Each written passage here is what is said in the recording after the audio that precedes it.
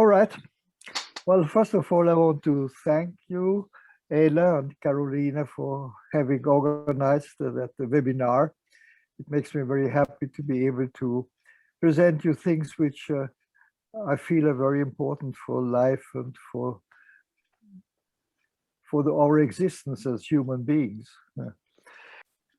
For some reason, which I'm going to talk about it, I always believed that life, even the most primitive life, has a memory, and that life without a memory is impossible.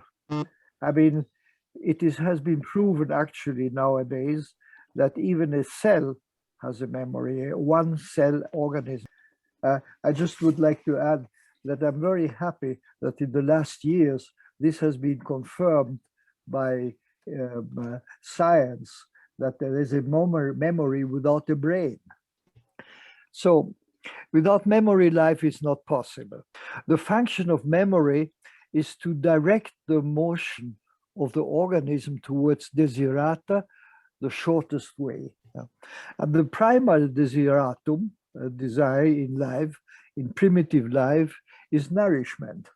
And memory is there to guide the emotion to it. In human, what we call motion is emotion, and emotion is activating motion towards desiderata. And cognition is a higher form of reflecting intelligence and memory, leading the way towards the desiderata. That means, okay, human emotion is just this motion towards what we need and what we desire. Our intelligence is just built on the memory so that we can learn how to attain it in the best way.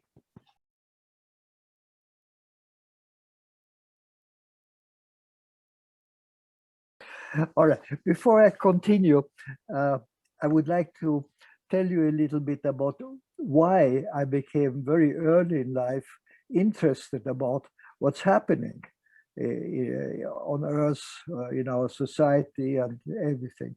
I was born in Vienna in 1926. And during these 95 years of life, I've been traveling to many different countries, and I was obliged to learn different languages. Slowly, Bruno. Będę kontynuował wykład. Chcę wam powiedzieć trochę o sobie, o swoim życiu i o tym, jak to się stało, że zainteresowałem się takimi tematami jak, nie wiem, życie, społeczeństwo. Urodziłem się w 1926 roku w Wiedniu i przez 95 lat wiele podróżowałem, zmieniałem kraje, zostałem zmuszony do tego, żeby nauczyć się wielu języków. And my family got split up. My grandfather was born in Hungary about 1845. And he moved Mój dziadek był urodzony na Węgrzech w 1845 roku. On zaczyna opowiadać o swojej rodzinie, bo mówi, że ona się rozpadła w pewnym momencie. Yeah. He moved to Germany, got interested in techniques, in metallurgy. And then on się przeprowadził do Niemiec i zainteresował się metalurgią, techniką. He moved to Austria and opened an own factory. Potem się przeniósł do Austrii i otworzył własną fabrykę. This factory became one of the biggest industries in Austria. I ta fabryka stała się jednym z największych przemysłowych zakładów w Austrii. I mean, they produced razor blades and they stanced money for European countries and things like that. My father was the youngest of 6 brothers. Mój ojciec był najmłodszym z 6 braci. He was very different from the rest of the family. Był bardzo się różnił od reszty rodziny. Yeah. He didn't live in a conventional way without cravat, slips. Ubierał się niekonwencjonalnie, nie nosił krawatu, do krawatu. And he married a Catholic girl. I ożenił się z katoliczką. So he was more or less excluded from the family. Więc został w pewnym sensie wyłączony z rodziny. And sent outside in other countries to sell the products from my grandfather. I wysłany do innych krajów, żeby sprzedawać produkty dla mojego Dziadka. ojca. Dla dziadka. So already when I was 1.5 years old, we went to South America and I had to learn Spanish. Więc kiedy miałem 1,5 roku, przenieśliśmy się do Ameryki Południowej, gdzie musiałem się nauczyć hiszpańskiego. And then my father, because he lived outside of Europe, he was seeing what's going to happen. I ponieważ mieszkaliśmy poza Europą, to mój ojciec był w stanie zobaczyć, jakby zrozumieć, co się zbliża, co ma się wydarzyć w Europie. So he didn't want to live in Europe. Więc on nie chciał mieszkać w Europie.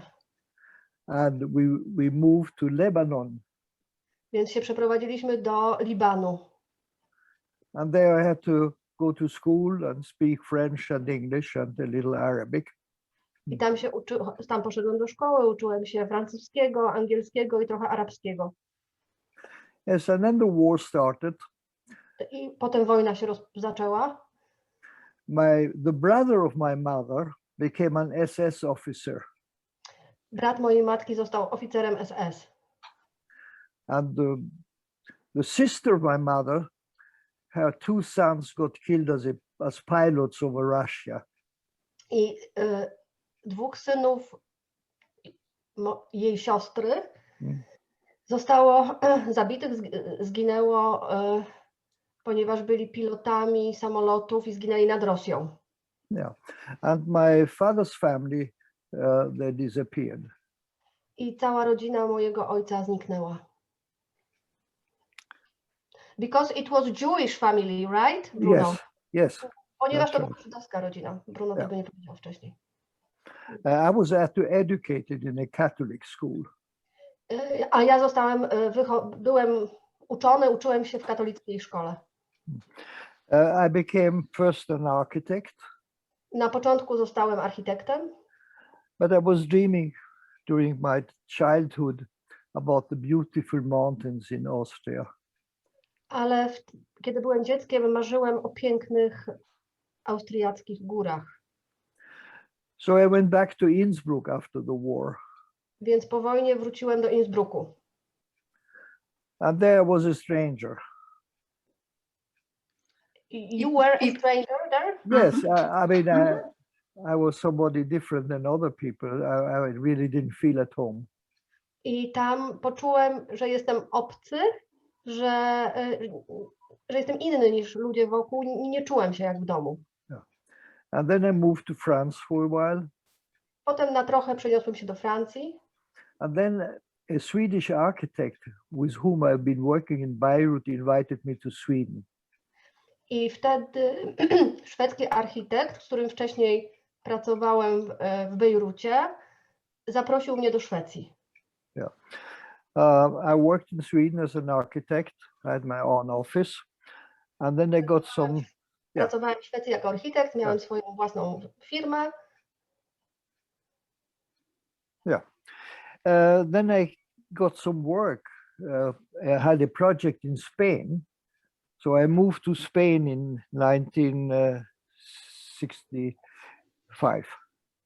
A potem dostałem jakieś zlecenie, jakiś projekt w Hiszpanii, więc przeniosłem się w 1965 roku do Hiszpanii. Yeah. My partner got in bankrupt, so I lost all my money. Mój partner biznesowy został bankrutem, więc straciłem wszystkie pieniądze. So I opened a bakery. Więc otworzyłem piekarnię. And it worked fine. We sold German bread and Swedish bread along all the coast. I ona bardzo dobrze funkcjonowała. Sprzedawaliśmy szwedzkie pieczywo, niemieckie pieczywo wzdłuż całego wybrzeża. Then I met an American lawyer. A potem spotkałem amerykańskiego prawnika, who told me that he wants to do once in his life something which is completely honest if I need a partner. I powiedział, że chciałby w swoim życiu zrobić raz coś, co jest naprawdę szczere i prawdziwe i potrzebuje partnera. Yeah, he was drunk when he said it. Był pijany, kiedy to mówił. But then 1 month later he came with a big truck. A potem miesiąc później przyjechał z wielkim truckiem, z wielką ciężarówką. He put his hand in his pocket Włożył ręce do kieszeni. and he took out $20,000. Wyciągnął $20,000. And he asked me if this is enough to be your partner.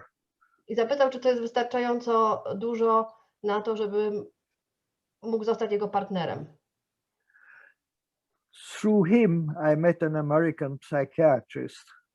I poprzez niego poznałem amerykańskiego psychiatrę, who was engaged in an organization called the College of Ergonomy.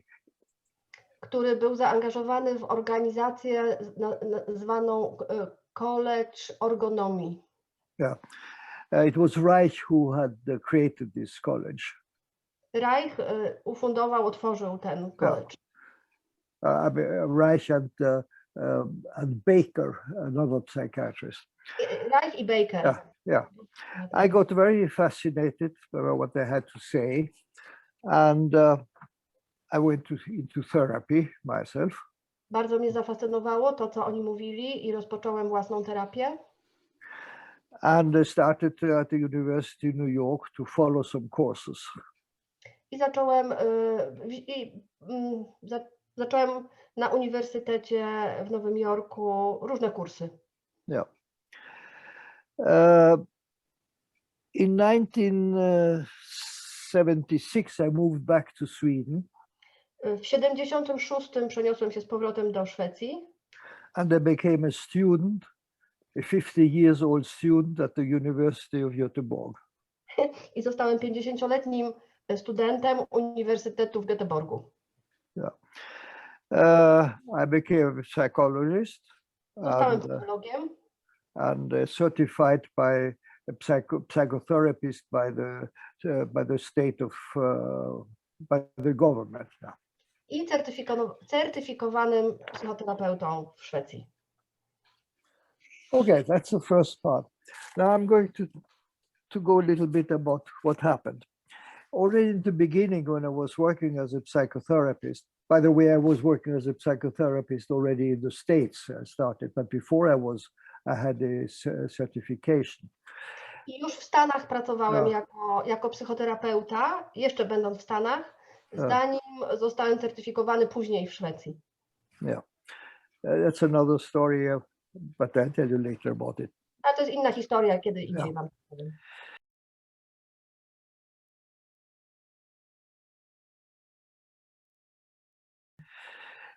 The first thing I noticed that most of my patients, I did feel that they didn't have a right way of focusing with their eyes. I pierwszą rzeczą, taką najważniejszą rzeczą, którą spostrzegłem na początku mojej pracy, było to, że bardzo wielu moich pacjentów ma trudność z właściwym sfokusowaniem oczu. Yeah, and I found a way to control focusing. Everybody can do that. If you want, I can show you to it. I odkryłem sposób na to, jak można skontrolować ten fokus, tą koncentrację wzroku. I każdy może to zrobić. Jeżeli chcecie, to możecie to zrobić w tej chwili. The method is, no, I mean, I didn't invent the method. I didn't know. I thought I invented it, but I didn't. And it's called the cover method. You cover one eye. Moment. A ja nie odkryłem tej metody. Tak mi się wydawało na początku. Myślałem, że to odkryłem, ale ona już chyba istniała wcześniej. I to się nazywa po prostu zasłanianie, tak? Metoda zasłaniania oczu. Yeah. So when you look at the point, at the spot of the ceiling or the roof or in front of you. Jeśli weźmiecie sobie jakiś punkt, on może być na suficie albo przed wami, gdzieś na ścianie. Chodzi o wybranie jakiegoś punktu. And you cover one eye. I zasłonicie jedno oko. And then you move your finger to the other eye. A potem przesuwacie palce do drugiego oka. And you move slowly force and back. I powoli je przesuwacie jakby z jednego oka na drugie. You will find that the spot is moving. For some it is. To odkryjecie, że ten punkt bardzo minimalnie, troszeczkę się przesuwa. This is called aphoria in optometry. To w optometrii nazywa się foria. Yeah. So I wanted to find ways to do something about it. And it is known, one of the explanations why this is like that is that the muscles around the eyes have different strengths or weaknesses. So when you look, they cannot focus. Then if you make an effort, you can't focus. So you can compensate that lack of direct focusing by contracting the muscles. That's why many people get tired in their eyes. I wyjaśnienie tego jest takie, tego zjawiska forii, że mamy wokół oczu mięśnie, które kontrolują gałki oczne i napięcia w tych mięśniach powodują, że nie możemy sfokusować wzroku. W związku z tym kompensujemy to. Okej, Karolina, więc możemy się wysilić i doprowadzić do tego, żeby patrzeć ostro, ale dzieje się to kosztem zbytniego wysiłku, dlatego tak często doświadczamy zmęczenia oczu. Okay, so I thought, well, maybe if you work with these muscles, you can change it. So I made the patient cover one eye and then look at the spot, and I would press on the muscles and say, resist as much as you can, and then relax, and then relax, and let the pressure go in. Do that a few times. There are 6 muscles around the eyes. You have to do it one muscle after another with each eye. And already Moment, yeah, okay. 6 mięśni wokół oczu i ja zastanawiałem się, jak z tym pracować, jak polepszyć tą zdolność do ostrego widzenia i koncentrowania wzroku. No więc wymyśliłem coś takiego, że jedno oko można zasłonić, a pracować drugim okiem w taki sposób, że będziemy po kolei naciskać mocno na te mięśnie. I aktywizować mięśnie do tego, żeby walczyły z naciskiem. Wtedy to doprowadza do rozluźniania i właściwego tonizowania mięśni. Okay, and I found out that in most people, already after an hour of training it, they could focus directly and the point would move anymore without any effort. I odkryłem, że ludzie, którzy wykonują te ćwiczenia, po jakimś czasie są w stanie patrzeć na punkt w taki bardzo bezpośredni sposób, sfokusowany sposób i ten punkt wtedy już się nie przesuwa. Then I noticed something interesting or strange. People didn't start to they stopped their breathing when they were focusing. I wtedy zobaczyłem coś bardzo interesującego i dziwnego, że kiedy im się udaje patrzeć w taki sfokusowany sposób, to przestają oddychać. Zatrzymują oddech. So I try to make people breathing out. That's the most important. And then they lost. Więc zacząłem ich zachęcać do tego, żeby oddychali, a przede wszystkim, żeby wydychali, bo to jest najważniejsze. And then foria came back. A wtedy foria wracała. Yeah. So the first part of the therapy is to learn or to breathe deeply and to overcome the fear that makes our eyes not focus. Więc najważniejsza pierwsza część terapii to jest zacząć oddychać głęboko i przekroczyć lęk, który powoduje, że nie jesteśmy w stanie skoncentrować wzroku. Yeah.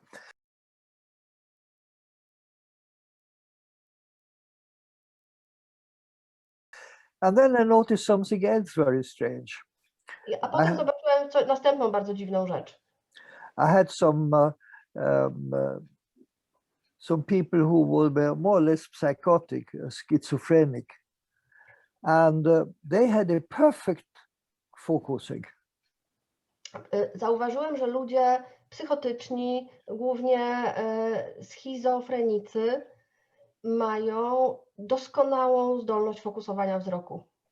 But they didn't breathe. Ale nie oddychali. Yeah, well, very little only, you know. Albo bardzo to oddychanie było ograniczone. And when I asked them to breathe, they would get terrified. A kiedy prosiłem ich, żeby oddychali, to wpadali w przerażenie. Because they would perceive in deaths the terrible loneliness. Ponieważ widzieli w głębi, czy poprzez głębie swojego widzenia, czy nie wiem, w perspektywie widzieli straszliwą samotność. Yeah, they are very sensitive people, and many of them were artists, painters and poets and things like that. To są bardzo wrażliwi ludzie, wielu z nich to artyści, poeci, malarze. Yeah, so they could see in deaths, but they couldn't support emotions. Więc oni są w stanie widzieć głębie, ale nie są w stanie dać wsparcia swoim uczuciom. Yeah, we did some experiment at the university here. We had some normal people, and then we had some people with schizophrenic tendencies. And Zrobiliśmy eksperyment na uniwersytecie tutaj, chyba ma na myśli Bruno Adler, i mieliśmy tam osoby zdrowe, normalne, tak? Yeah. And then we put instruments on them to measure the blood pressure and what's happening in the body. Yeah. I po prostu mieliśmy sprzęt, mierzyliśmy reakcje ich ciała, między innymi ciśnienie krwi i tak dalej. And then we would shoot a pistol behind, or just down there, bam, no. And we saw what's happening with their reactions, their physiological reactions. I eksperyment polegał na tym, że w pewnym momencie było słychać wystrzał z pistoletu i mieliśmy zapis ich fizjologicznych reakcji, odpowiedzi fizjologicznej na ten nagły wystrzał. Yeah. And the so-called normal people, the curve would go up like that, the curve of excitation, and then after a while it would go slowly down, and they would calm down. I u tak zwanych normalnych ludzi, zdrowych ludzi, ta krzywa jest taka łagodna. Ta krzywa ekscytacji czy takiego pobudzenia fizjologicznego narasta powoli i później stopniowo opada. To normal again. The schizoid people, osoby schizoidalne, their reaction was straight up. Reakcja idzie bardzo szybko w górę. And then they cut contact with reality and they went down and became more or less psychotic. A następnie następuje odcięcie wszelkich reakcji fizjologicznych, także ona jakby jednocześnie spada do zera i oni idą w psychozę. So it was quite clear that one had to be careful with people that had tendency towards schizoid reactions, and they had to get used slowly to tolerate emotions without going away in the eyes and breathe at the same time. Więc okazało się oczywiste po tym eksperymencie, że jak bardzo trzeba być ostrożnym, pracując z takimi ludźmi o schizoidalnych cechach czy o schizoidalnej strukturze. I bardzo powoli te osoby muszą uczyć się oddychać głębiej i jednocześnie mając sfokusowane widzenie, nie zamykając oczu. Yeah. So I had to find ways to get them to come in contact with emotions they had experienced early in life that made them schizoid, because they were very sensitive people. What they would have needed is a perfect education, a natural education, but they didn't get it. Więc So, yeah. szukałem sposobu, jak te osoby mogłyby odzyskać kontakt z czuciem, z emocjami, czyli jakby dostać to, czego im zabrakło w tym bardzo wczesnym dzieciństwie. To są bardzo wrażliwe osoby, więc to jest dokładnie taki rodzaj edukacji, której oni potrzebują najbardziej. Yeah. Why they became, many of them, artists is because they're very sensitive people, but they didn't get the right attachment as a child. So they. Dlaczego tak wielu z nich zostaje artystami? Dlatego, że to są bardzo wrażliwi ludzie, ale nie otrzymali odpowiedniego przywiązania na początku życia. Yeah.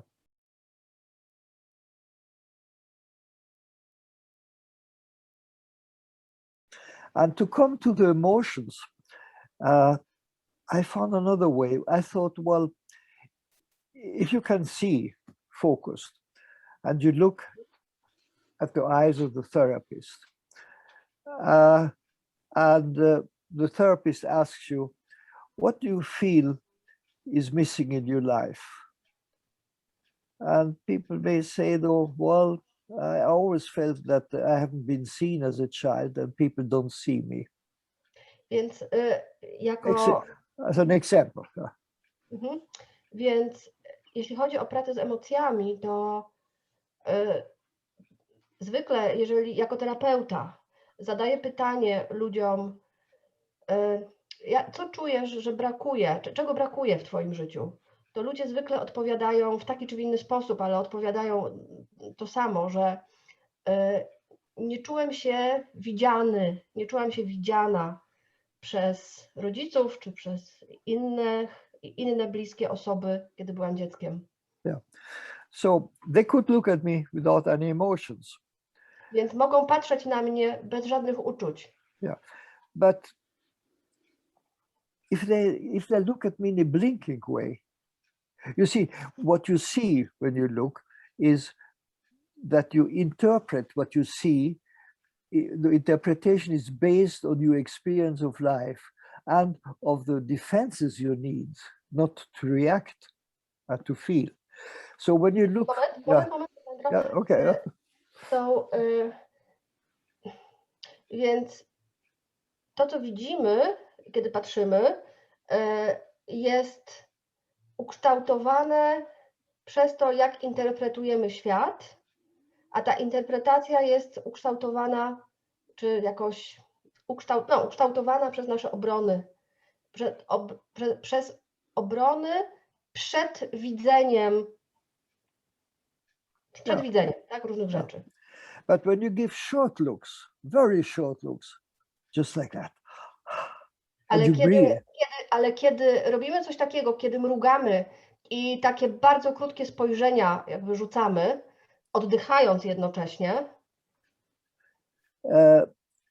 your brain will get tired to interpret what you see. Mózg się męczy i przestaje być w stanie interpretować to, co widzimy. And you start to see like the little newborn child you were. I zaczynamy widzieć jak małe, ledwo co narodzone dziecko, którym kiedyś byliśmy. And then suddenly you can see in the eyes of the therapist the eyes you have seen as a little child. I wtedy nagle zaczynasz widzieć oczy swojego terapeuty w taki sposób, w jaki widziałeś oczy osób, które były gdzieś przy tobie, kiedy byłeś bardzo małym dzieckiem.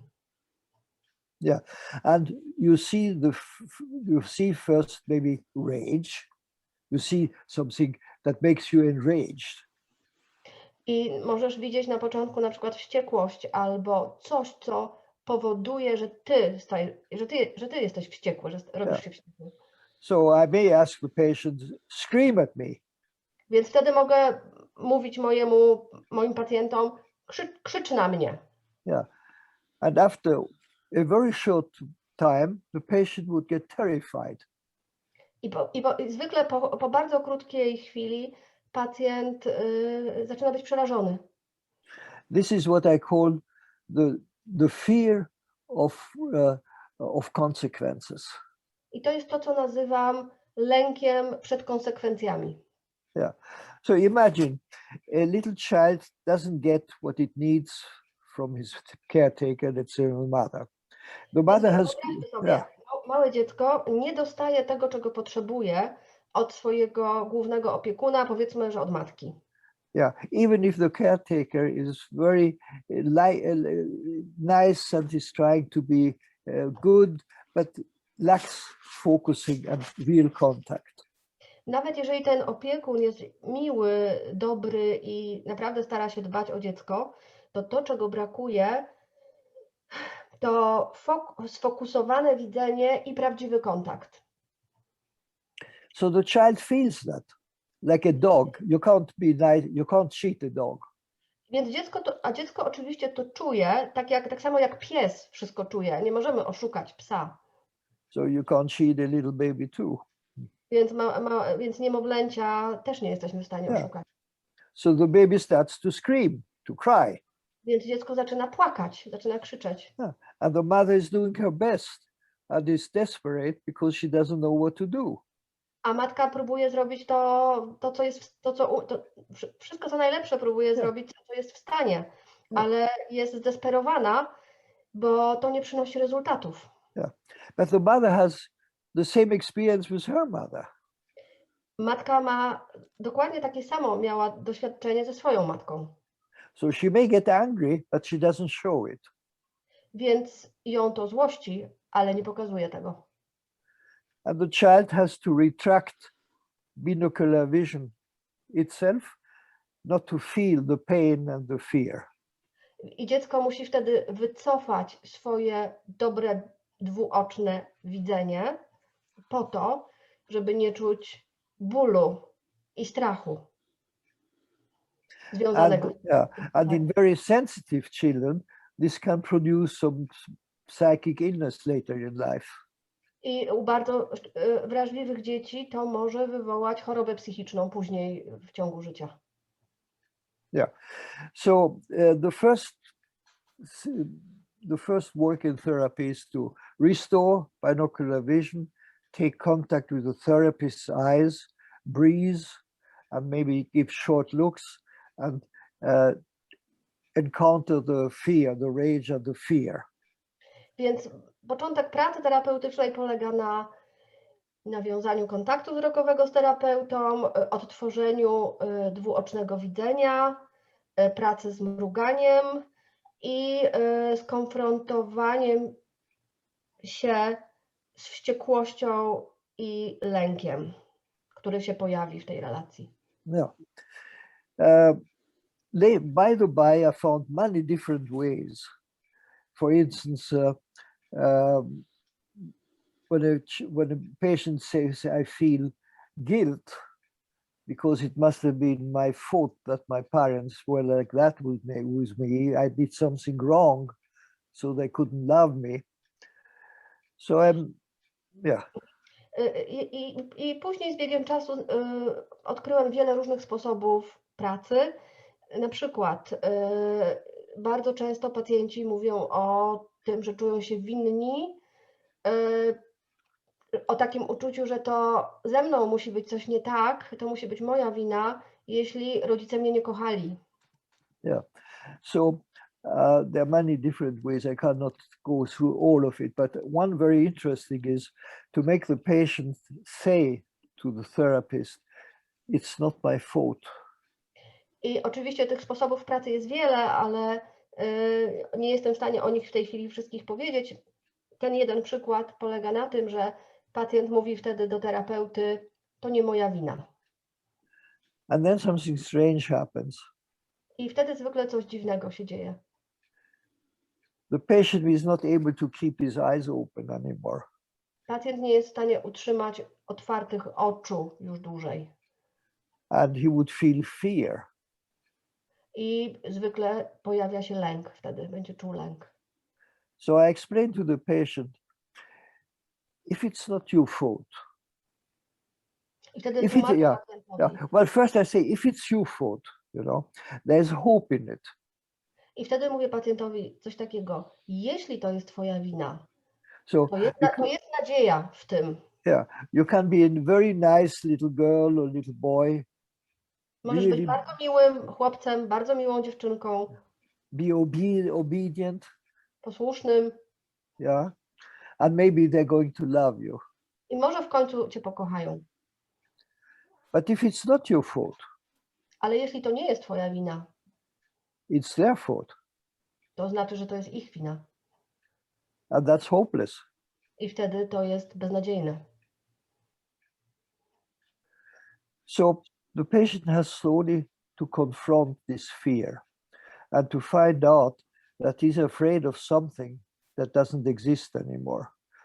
Więc pacjent powoli musi skonfrontować ten lęk i stopniowo odkrywać, że boi się czegoś, co już w tym momencie nie istnieje. Yeah.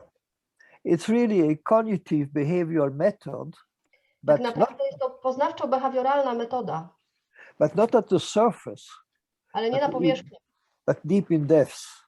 ale bardzo głęboko, bardzo w głębinach. Yeah.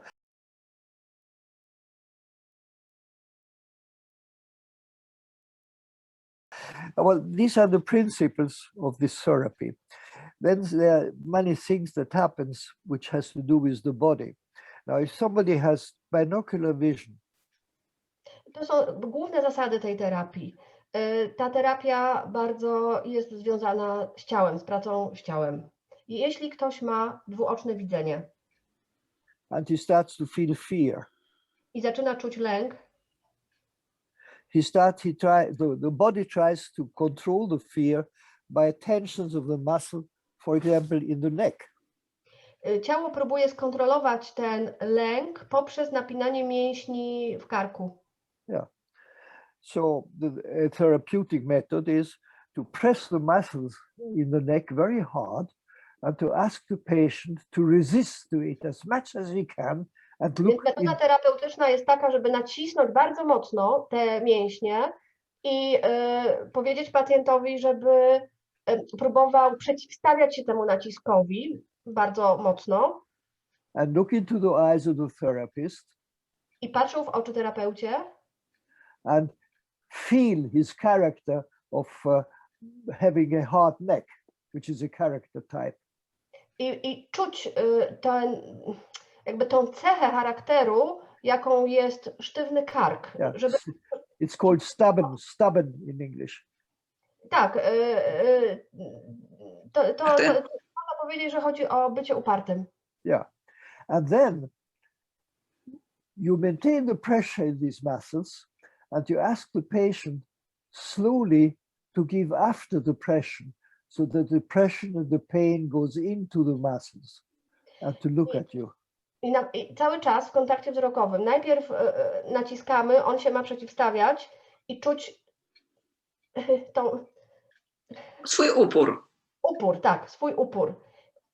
Potem przestaje się przeciwstawiać i wpuszcza palce, rozluźniając się w bólu, poddając się jakby temu naciskowi.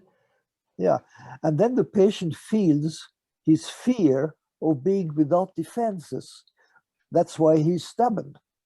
I wtedy pacjent czuje lęk przed byciem bez obron, czyli jest w stanie uświadomić sobie, że te obrony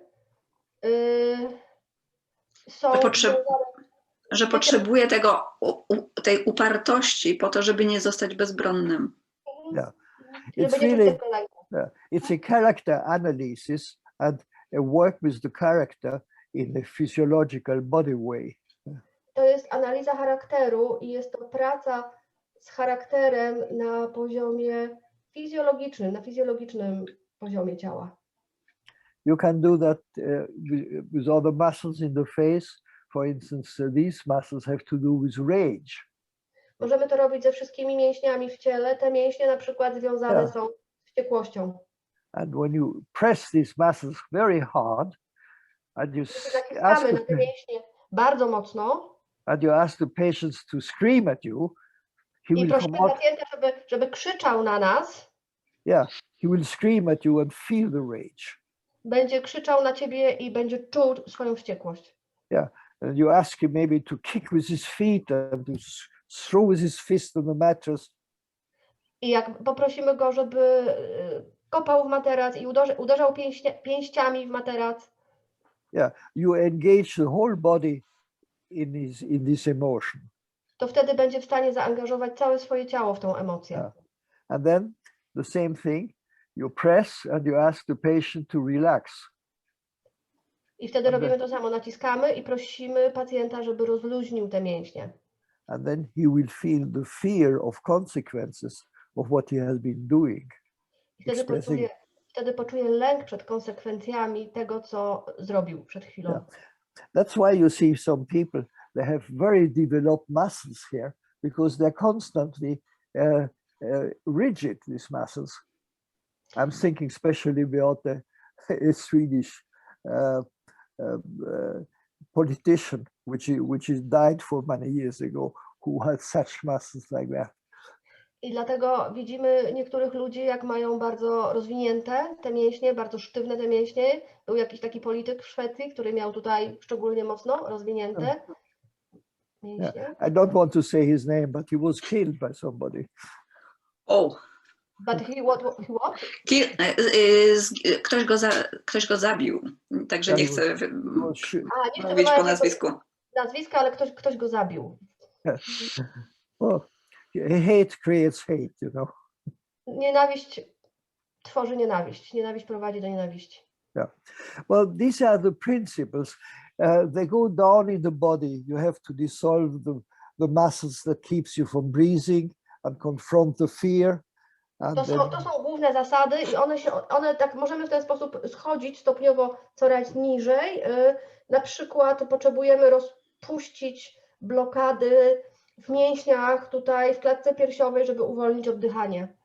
Yeah, and this is quite a technique, you know, because usually people breathe or they learn to breathe in a yoga way with the stomach.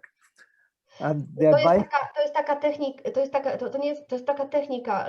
Szczególnie ludzie związani z jogą, uczą się oddychać brzusznie. Yeah, they became very quiet. But żeby się uspokajać. Yeah, but they bypass the fear. Ale w ten sposób robią takie obchodzą lęk. Yeah. Yeah, well, I mean, what you need is to go into therapy for a while to be able, as a therapist, to work with it. You have to feel it. Żeby pracować w ten sposób, musisz przejść własną terapię, ponieważ musisz być w stanie to czuć samemu.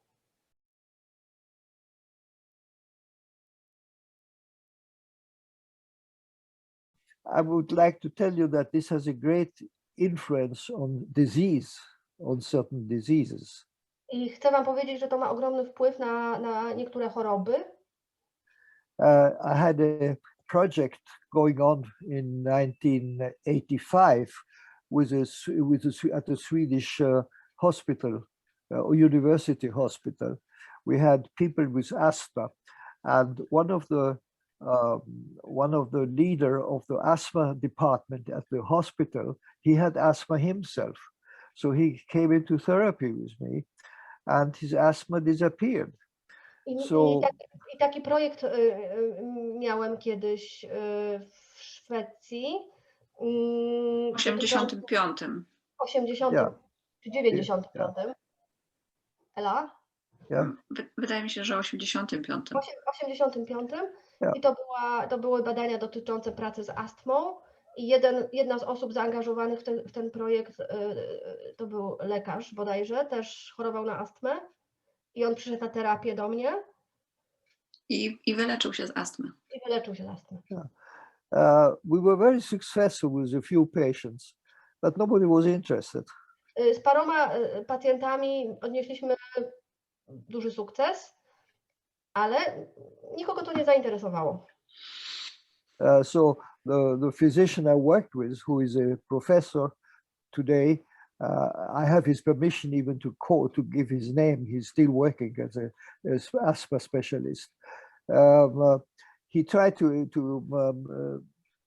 get some funds to do some research, and finally he told me, you know, we will have to wait 20 years at least. So now jeden z lekarzy, który obecnie jest profesorem, on zgadza się, żebym jego nazwisko jakby łączył, wymieniał. Mówi, próbował zainteresować tą metodą różnych naukowców, czy rozpocząć jakieś badania nad tym, ale w końcu powiedział, że musimy poczekać z tym 20 lat. Yeah, well, more than 20 years have gone now. Ale już więcej niż 20 lat minęło od tego czasu. Yeah. And there's more interest. Ale jest więcej zainteresowania. Yeah. And I'm very thankful that you are introducing interest to it in Poland. I jestem bardzo, bardzo szczęśliwy, że jakby wprowadzacie ECP do Polski w tej chwili. Yeah. So I can't say much more, but maybe it's better that you ask questions and we can continue for a while. Mógłbym mówić więcej, ale myślę, że byłoby lepiej, gdybyście teraz mogli zadawać pytania, jakie macie. Ela, potłumaczysz chwilę teraz? Okay. Propozycję mam taką, że kto mówi po angielsku, to niech pyta po angielsku, a ja przetłumaczę na polski. Chyba, że... To ja, okay. A odpowiedzi Bruna też będziesz tłumaczyć, czy ja mam tłumaczyć? Tak. Ja mam jedno pytanie odnośnie właśnie tego, o czym ostatnio mówił Bruno. To znaczy, bo rozmawialiśmy o tym oddychaniu w jodze brzusznym, potem on przeszedł do tych badań i chciałam się właśnie dopytać o te badania, czy to było po prostu praca nad uwolnieniem oddechu, ewentualnie czy mógłby coś więcej powiedzieć, jak pracował z tym lekarzem, albo w ogóle jak pracować z astmą. Can you say something more about way of breathing you work with your patients in this research about asthma? Yes. Well, when you have asthma, whatever you have, if you come in contact with your eyes and with the feelings in your mouth and in your neck, the muscles will contract even more in the chest. Kiedy masz astmę i nawiązujesz kontakt, to wtedy dochodzi do napięcia mięśni, szczególnie w klatce piersiowej. Yeah. So you dissolve the muscles that keeps you from breathing deep. Więc pracujesz konkretnie nad tymi mięśniami, które powstrzymują oddychanie, żeby namówić je przywrócić im umiejętność rozluźniania się. For instance, you can find out where there is tension in the back or in the front, and you tell to the patient that it's going to be painful, and he can say stop whenever he feels it's too much, but it's best for him to try to resist against the pressure and the pain as long as he can. Znajdujesz miejsca na klatce piersiowej z przodu albo z tyłu i umawiasz się z pacjentem, że oczywiście, że może cię zatrzymać w naciskaniu na te miejsca, ale najlepiej by było, gdyby jak najsilniej opierał się naciskowi, a potem dopuszczał jak największą ilość bólu i go wyrażał. And then you see, you have him look into your eyes, and then you say relax the muscles. And you come deep in with your thumb. To są zawsze dwie fazy. Jak najsilniejszy opór, utrzymywanie napięcia pod naciskiem palców terapeuty, a drugi etap wpuszczanie palców i zgadzanie się na ból przy rozluźnianiu. So for a moment you are without defenses in your chest. Więc przez chwilę nie masz obron w klatce piersiowej. and there usually comes strong emotions like crying. I wtedy pojawiają się emocje, na przykład płacz. Yeah. And maybe you go away in the eyes again. I możesz znowu, może występować taka potrzeba, że znów trzeba wrócić do oczu. So you have to restart with the eyes and go back to the defenses in the chest until you can give after fully without losing contact and live your emotions. Więc poruszamy się tak w tą i z powrotem, że zawsze zaczynamy od pracy z oczami, potem stopniowo schodzimy niżej w ciele, ale kiedy wiąże się to z utratą kontaktu wzrokowego, no to trzeba znowu wrócić wyżej, aż będzie i jedno, i drugie. Yeah, and it's the same with the stomach. When the chest is softer and you can have contact and you're soft in your voice, then the stomach contracts. So you have to do the same in the stomach. There's much rage in the stomach. Także to jest tak, jakby obrony schodziły nam coraz niżej. Rozpracujemy twarz, szyję, klatkę piersiową, to pojawia się napięcie w brzuchu, bo tam jest mnóstwo wściekłości. Więc znowu z tym obszarem się pracuje. Yeah. And the last segment to get free without losing contact is the genital segment. It's the muscles around the genitals in a circle. I ostatnim obszarem do rozluźnienia są okolice genitaliów, z którymi też się pracuje. Yeah.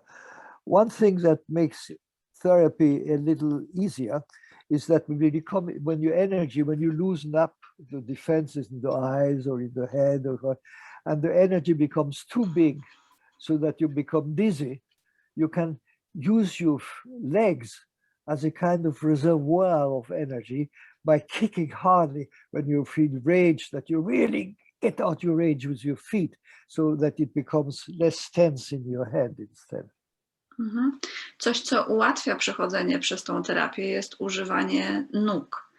Kiedy pracujemy z jakimś segmentem i uwalniana zostaje stamtąd energia, to wykorzystujemy ten rezerwuar energetyczny, ten nadmiar energii, jaki się pojawia w systemie, przez bardzo intensywne kopanie.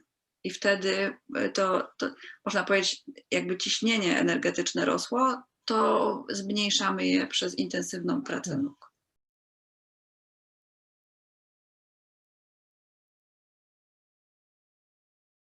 So you see the difference between what we call body work or emotional work is that you have to keep contact, you have to get out your emotions, and you have to do it in a systematic way from up to down and always maintain emotional contact.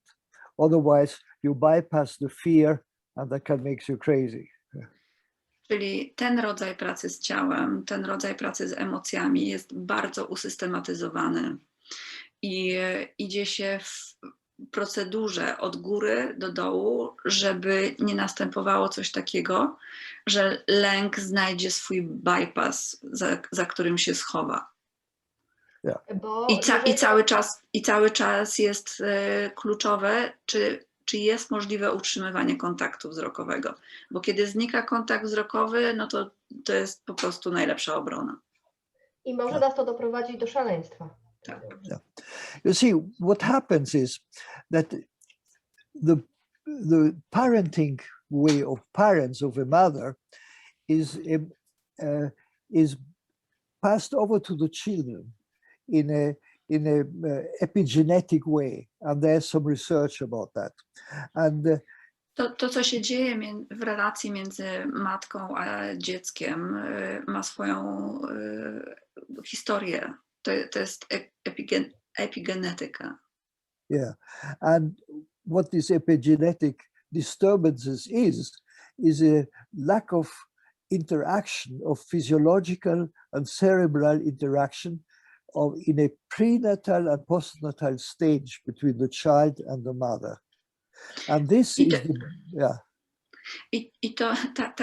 Ta historia polega na tym, że niemożliwe jest nawiązanie pełnego, dwuocznego, sfokusowanego kontaktu między matką a dzieckiem, w tym zarówno w okresie prenatalnym, jak i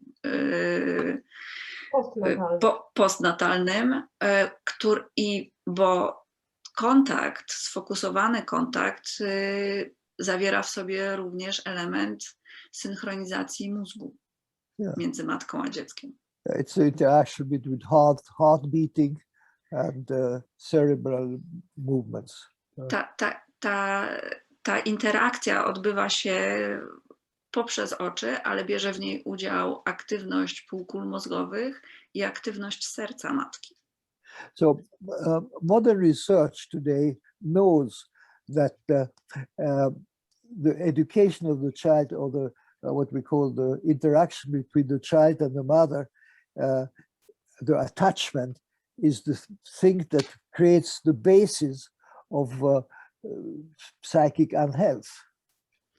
Więc współczesne badania doskonale to potwierdzają, że relacja między matką a dzieckiem, teoria przywiązania, to jest coś, co gwarantuje zdrowy rozwój dziecka.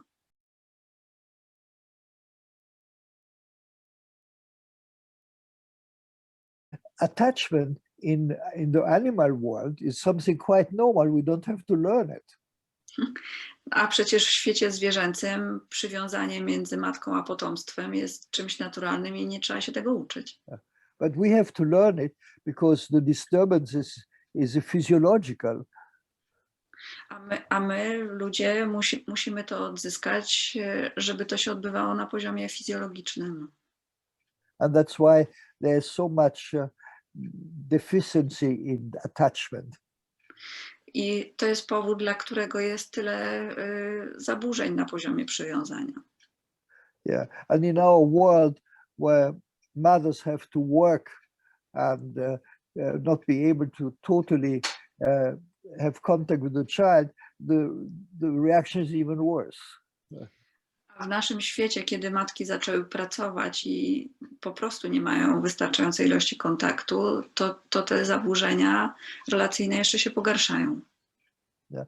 You know, they say, for instance, that the child shouldn't go too early into school before it is about 2, 3 years old at least, or 4 years, because the child will get afraid. But I had my last child. He was about 1.5 years when he went to 4th school, and he loved it because he was so sure of the love and contact with his mother that he had no difficulties to play with other children without being near. Mówi się, że dzieci nie powinny uczęszczać do żłobków, przedszkoli, zanim ukończą 3-4 lata życia. A syn Bruna poszedł do przedszkola, kiedy miał 1,5 roku i nie miał najmniejszych problemów ani w kontakcie z dziećmi, ani z lęku o to, że nie ma przy nim mamy. Bo był tak pewny siebie i bezpieczny. To najmłodszy syn.